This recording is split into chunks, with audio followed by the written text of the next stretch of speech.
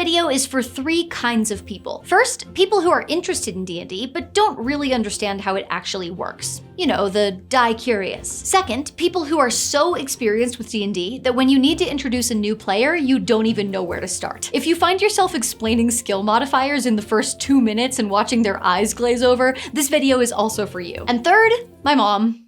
I know she watches all my videos. Hi, Mom. Dungeons & Dragons is a tabletop role-playing game. If that means nothing to you, allow me to explain. Basically, it's play pretend for adults. Your very own Lord of the Rings or Game of Thrones, or more likely Monty Python and the Holy Grail, where you are Frodo Baggins or Jon Snow or Sir not appearing in this film. You get to decide what they do and how the story goes. But since we're grown-ups now, we need rules for our play pretend. What about if I have wings and I fly to the moon and become queen of all the horses on the moon? It just doesn't cut it anymore. And let's be honest, it didn't cut it then either, because I'm already queen of the moon. Tabletop games give us those rules, a structure within which to play out a fantasy story. In the case of D&D, the structure is pretty simple. You verbally describe what your character does, and then you roll dice to see what happens next. Of course, it gets a lot more specific from there, but don't let the textbook scare you off. You don't need to read these in order to start playing. I'll show you the basics, and then if you fall in love with the game, you can decide whether or not you become the kind of nerd who reads rulebooks for fun. Let's start with the 2 roles in D&D, Dungeon Master and Dungeon Mistress. Just kidding, don't get too excited. It's Dungeon Master and Player. There's usually just 1 Dungeon Master and 4 to 6 players, although there are always exceptions. A player, wait for it, plays a character. I know, shocking twist. They step into the shoes of a fictional adventurer and try to make the choices that character would make. So if your character finds their path cut off by a river of lava, you get to decide if they would try to build a bridge, or find another route, or take a little swim. That's the fun part of D&D. You can make whatever choices you want, even if they're stupid. Meanwhile, the Dungeon Master, or DM, is in charge of everything else. The world, including all the non-player characters and creatures that live in it, and how that world reacts to what the players are doing. Nobody wins or loses D&D, so the Dungeon Master isn't your enemy. Think of them as your tour guide through the game. If you look to your right, you'll see the beautiful King's Hill Castle, and to the left, a horde of angry goblins. You might have noticed that they're carrying weapons and appear angry. That's because they are about to try and kill you. These are generally static roles within any given D&D game, so the DM will be the DM for the entire game, and likewise you'll be a player for the entire game. You may even play the same character the whole time, as long as they don't decide to take a swim in the lava river, in which case you will need a new character who is less crispy, and hopefully smarter. Speaking of your character, segue here. Wait, as a D&D player, you will have a character that is yours. Congratulations. It's like having a child, except you won't get in trouble for putting them in danger for your own amusement. It might be a pre-made character, or it might be a character that you have created yourself, hopefully under the watchful eye of your Dungeon Master. We're not doing a full walkthrough on character creation here because we don't have 40 minutes.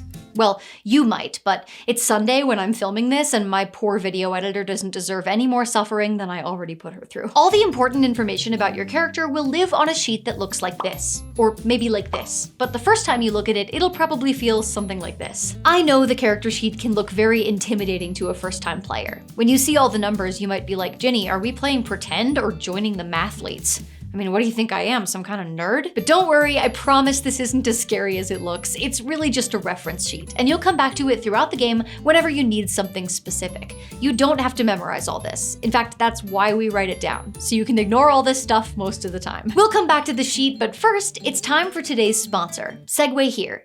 Shoot, hang on. Hey friends, today's sponsor is Serious Dice, and today we are gonna be unboxing, we are gonna be unboxing their new mini dice cups. Each one holds a collectible glass cup featuring iconic Dungeons & Dragons monsters and characters. Naturally, I'm hoping to get a mimic cup to match my new studio decor. Hey, behave yourself. Up first, we have... Ooh, looks like a common beholder. Each of the 8 designs comes in 3 rarities. Common, which is a monochromatic sculpt, rare, which is painted, and legendary, which is metal. And of course, each one comes with a full set of miniature dice that fit right into the cup. Let's see what else we've got. Yes, a mimic! Oh my gosh, I'm so glad I got one. I was really hoping I would... Oh, come on, even my legendary Mind Flayer? You think Serious Dice is gonna buy my Mimic 8 the sponsor product? I'm gonna have to go to my own link in the description if I wanna collect them all. Although, I do kinda wanna try for a rare Mimic. Here, eat this too. I'm gonna go send an email. Okay, let's talk about what makes up a character. One of my favorite parts of D&D is that the character possibilities are infinite. Your character will be different from any other character that's ever been created. Player characters, or PCs, have tons of different features, but there are a few big ones. There's species, like human or elf or dwarf. There's class, which is like your character's specialty. A rogue is good at being sneaky, a wizard does magic, a barbarian hits stuff really hard with a great axe or a sword and has really big, bulging muscles, glistening with sweat. Sorry, I was thinking about character optimization. Within each class, there are subclasses. So you could be a wizard who's really good at using divination magic and predicting the future, or a wizard who's really good at blowing stuff up. There are tons of these little choices throughout character creation, so you get to make exactly the character that you want to play, whether that's a magical elf princess who can talk to animals, or a big, strong warrior who can cleave the head from your shoulders in a single strike. Or, a magical elf princess who can cleave the head from your shoulders in a single strike. The sky's the limit. The other important part of a character sheet is your ability scores. Those are the biggest numbers on the sheet, and there are 6 of them. These numbers basically just tell you what your character is good at and how good at it they are. So a very smart character will have a high intelligence score, whereas a very charming character will have a high charisma score. Or maybe you have high intelligence and high charisma, which, in my opinion, shouldn't be allowed. The rest of us have to pick one. This is what can make D&D start to feel mathy, but it makes the difference between playing pretend and playing a role-playing game. You don't just get to say, I kill the dragon with my sword. You use these numbers to see if you're strong enough to actually hit the dragon with your sword, and how hard you hit it, and if the dragon can hit you back. Spoiler alert, it probably can, but more on the numbers later. All this stuff, the species, class, subclass, ability scores, these are all game mechanics. There are options written into the rulebooks, and you choose from those options. Different choices mean you can do different things in the game. A fighter usually won't be able to cast spells like a sorcerer does. A monk can't turn into animals like a druid can. But there are other parts of the character that are less about the rules of the game and more about the story you're telling. You get to choose your character's name, what they look like, what their history is, how they act and talk. There isn't a character builder where you're selecting a hairstyle or something. This is all in your imagination, which means yes, your barbarian can have frosted tips. You're welcome. There are accepted norms, like elves have pointed ears or paladins wear plate armor, but most of it you just make up. Sometimes people draw their characters or use online tools to show what they look like. Or if you're an absolute crazy person, you might even dress up as your character. Can you imagine? What kind of weirdo would... Oh my god, I told you not to interrupt me while I'm filming. Jeez. Anyway, some players enjoy diving really deep into the creative part of characters. They might have a full physical description, a deep backstory about where they were born and how they were raised, and a whole unique personality. But it's also totally fine to just be like, he's a human and he likes to hunt monsters. Don't let anybody's passion for character creation make you feel intimidated. All that stuff is optional, and a lot of it'll develop naturally as you play. You need to have a character sheet filled out before you start playing. Every dungeon master has different rules and expectations for characters, so you should always talk to them before you create a character. That way you don't show up to a pirate campaign as a seasick paladin who's too lawful good to jaywalk. Now let's talk about what gameplay actually looks like. Segue here. Wait, what the When it's time to actually play, you'll sit down with the dungeon master and the other players and your character sheet and some dice. And a cat, if you're lucky. This might happen in person, around an actual table, at a local game store, or at somebody's house. Or it might happen online, on a Zoom call or a Discord chat. Then you'll start actually playing. Here's how it might go. Your character is in a tavern. It's crowded with people, and a bard is picking out a tune on their lute for copper coins. How do you know all this? Well, because your dungeon master tells you. Unlike a video game, you can't see your surroundings. You have to imagine them. All your information comes through the dungeon master, which means if you're trying to imagine it and there are gaps in your imagination, you might need to ask questions like, how big is the tavern? Is there an empty table where I can sit? Is the bard playing Wonderwall? And if not, how much do you think I need to tip in order to change that? Once the dungeon master describes the situation, you and your fellow players are in the driver's seat. You get to decide what you do next. Maybe you order a round of ale, maybe you start chatting with the bard, maybe you start a bar fight. It's not like you're picking from a list of options here. You can do pretty much anything you can think of, or at least you can try. If you want to do something crazy, like try and burn down the tavern, you can, as long as you're ready to face the consequences for committing arson. When you roleplay like this, it's very freeform. The only part of the game where you're taking turns is when you're in combat. The rest of the time, you can do or say as much or as little as you want. Although, of course, you should always remember that you're not the main character of D&D, you're part of a team, so all the players deserve to join in. When you want your character to do something, you just describe it. You can use first person, as in, I ask the bartender if he's heard any rumors lately, or third person, as in, Cragnock the Skull Crusher asks the bartender if he's single, and he blushes a little. If you're too vague or broad with these actions, your DM might ask you to be more specific. For example, you probably can't just say, I burned down the tavern. Your DM would respond with something like, okay, how do you do that? You would need to describe using magic or a torch to get a flame, and how you would conceal what you're doing from the bartender and the other tavern patrons so they don't stop you. And of course, you would need to make a dice roll or two. That's right, it's time to talk dice. Don't panic, you don't need all this, I just have a problem.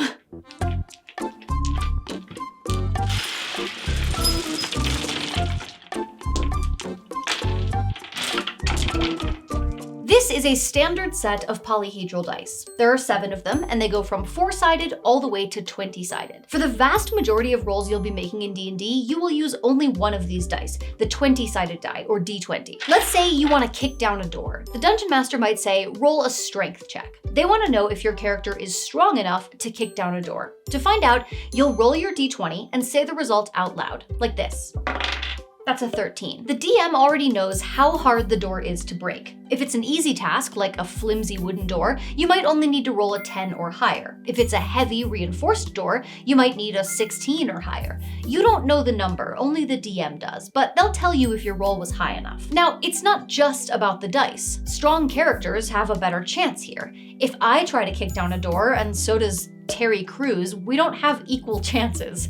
No offense, Terry, but you're gonna have to up your gym time if you want to keep up with me. Remember how each character has a strength score? If your character is stronger than average, they get a bonus called a modifier to their roll. For example, if your strength score is above average, you might have a +1 or +2. If your strength is below average, it might be a -1. You add or subtract this number from your roll. So if you roll a 13 and your strength modifier is +1, your final result is 14. If the door is easy to break, your DM might say, great, you kick it down. But if the door is tough, they might say, the wood is too thick. Your kick doesn't even leave a dent. Sorry, Terry, maybe you should leave the door kicking to Ginny. Your character sheet also has a section called Skills, which breaks down specific talents. For example, Charisma is a general ability, but Deception is a specific skill, how good your character is at lying. If you're trying to lie in the game, the DM might ask for a Deception check instead of a general Charisma check. If you're not skilled at lying, you'll just add your charisma modifier, because deception is a charisma-based skill. But if lying is your specialty, your deception modifier might be higher, so you would add that instead. Don't worry, you don't need to memorize your skills or even know which one to use. Just say what you want to do, like, I tell the farmer I'm a tax collector and he owes me money, and the DM will tell you what to roll, like, okay, the farmer fishes 2 coins out of his purse and says he'll figure out how to feed the kids somehow. Go ahead and roll deception, you monster. Of course, some characters have special abilities that give them extra options. Let's say there's a fire. You could grab a bucket of water, or smother it with a blanket, or run around in circles yelling, fire, fire, oh my god, fire. It wouldn't help, but at least it would be believable roleplay. But if you're a spellcaster, you might have a spell like Create or Destroy Water, which you could use to put out the fire. Abilities like these are unique to your character, and you'll find them listed on your character sheet. You don't need to know every skill, spell, and ability in the game. Just focus on the ones that your character has. The rules for each ability are written right there on your sheet, so you'll always know how they work. Every game will be different in terms of how much you're interacting with non-player characters, solving puzzles, exploring, or fighting. Some will feel like epic fantasy, others like horror or folklore. Some games will have a clear plotline that you're following, while others will feel more like an open world game where you can wander around and pursue whatever interests you. Some DMs have a lot of structure, or are following an adventure written in a book, while others are just making it all up as they go. As you play, you'll get a clearer picture of what parts of the game are the most fun for you, and then you'll be able to find a game group that likes similar things. We can't put it off any longer, it's time to talk about combat. This is the most structured part of D&D, and it's where things can get a little complicated.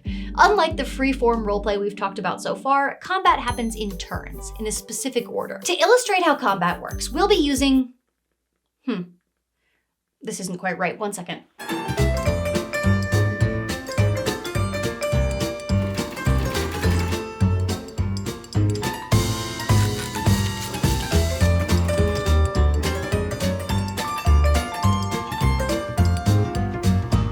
There we go. This is my fearless barbarian, Babs the Destroyer. She has come face to face with a gelatinous cube. But don't worry, that's why she always carries a sword.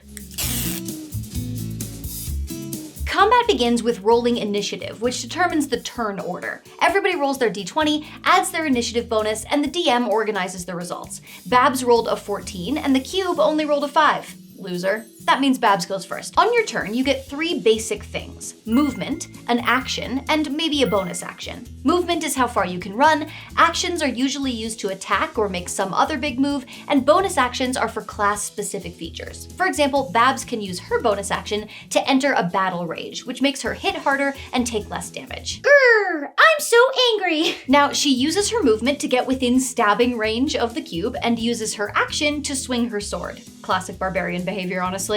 Yeah! Attacking works a lot like a skill check. You roll your d20 and then add your weapon attack modifier. Just like with the check, the DM has a number that you'll have to meet in order to hit the cube. It's called armor class. If Babs hits, then she rolls more dice to see how much pain she's dishing out. But if she misses, then the cube lives to jiggle another day and Babs' turn is over. But let's assume she hits. This is where you finally get to use those other dice. Babs' greatsword does 2d6 damage, so we'll roll 2 6-sided dice, add her damage modifier, and tally it all up.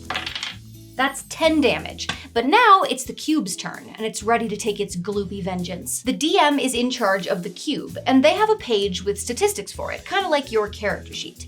If the cube took a melee attack, like Babs did, then the DM would do the same thing that we did. Roll a d20 to see if the attack hits, and then roll damage if it does. But the cube also has another kind of attack. Instead of the DM rolling to hit, Babs has to roll to see if she can avoid the attack. This is called a saving throw. Attack rolls happen when the attacker tries to hit the target, like swinging a sword or throwing a bolt of magical fire. Saving throws happen when the target tries to avoid something dangerous, like resisting a poison or dodging a 10-foot cube of acidic goo. The cube tries to engulf Babs, and she has to make a dexterity saving throw. If she succeeds, she dodges out of the way. If she fails, she's sucked inside and starts taking acid damage. Sorry, girl. Can't win them all. Babs is a barbarian, but combat is a little different for every class. If you're a magic user, like a cleric or a sorcerer, you're slinging spells instead of swords, which might involve spell attack rolls, saving throws, or other effects. Every class also has unique features. A monk can spend key points to make their punches and kicks do extra things, like stun their target. A druid can turn into animal form and fight as a bear or a wolf or a dinosaur. But no matter what your abilities are, your turn in combat will have the same basic shape: movement, action, bonus action. There's one more thing you can do, but this one happens in between turns. It's called a reaction. Some classes have special reactions, but the most common one, which everybody gets, is that if an enemy moves out of your reach, you get to take a swing at him, like a little parting gift. It's called an attack of opportunity, but watch out because the bad guys can take those against you too. And that's combat. Don't worry if it feels like a lot. The more you play your character, the better you'll understand their specific skills, and the easier combat will feel. In the meantime, there is no shame in asking for help from your DM or from fellow players. Combat is easily the most complicated part of D&D, so a good game group will be very understanding as you learn. Oops, Babs is still taking acid damage. Let's get her out of there. This is why we have party members, by the way. It is not safe to adventure alone. And now, segue here. God damn it, did I really not write any of these? And that's Dungeons & Dragons. Well, the basics, anyway. Some games are one-shots, which means the whole story wraps up in a single 3 to 4 hour session. Others are campaigns, which can run for weeks, months, or even years of telling the same story with the same characters, assuming that everyone's schedules and sanity hold out. This video is meant to get you started, but D&D is a big game, and there's a lot to learn beyond what I covered here. Some things you'll pick up as you play, and others you'll need to look up as they come up in your game. But don't stress, even experienced players and dungeon masters still need to check things like spell descriptions or obscure rules. You never have to memorize all of this, I promise. If you don't understand a rule or you're not sure what your character can do, just ask. D&D isn't a test, and it's okay to ask for help. One last thing, D&D is a team game, and the most important rule is to make sure that everyone is having fun. That means being respectful and remembering that the table is a shared space. If you decide to burn down the tavern, the whole party is probably gonna go to jail, so make sure everyone's excited about a prison break plotline before you do anything dire. If this sounds like fun, fun and you're excited to learn more, I recommend checking out this playlist for more videos designed specifically for new players. But a quick word of caution, it's really easy to get caught up in watching videos and reading posts and listening to podcasts about D&D to the point where you work yourself up or build up unrealistic expectations for your first game. The best way to learn D&D is to find a table and start rolling some dice. Nothing you see online, including this video, is going to compare to the actual experience of sitting at a table or on a Discord call and sharing the story with other people. So go find some fellow nerds, grab a set of dice, and get ready to step into the shoes of a fantastical hero of your own creation. Just not the Queen of the Moon, because I'm already the Queen of the Moon.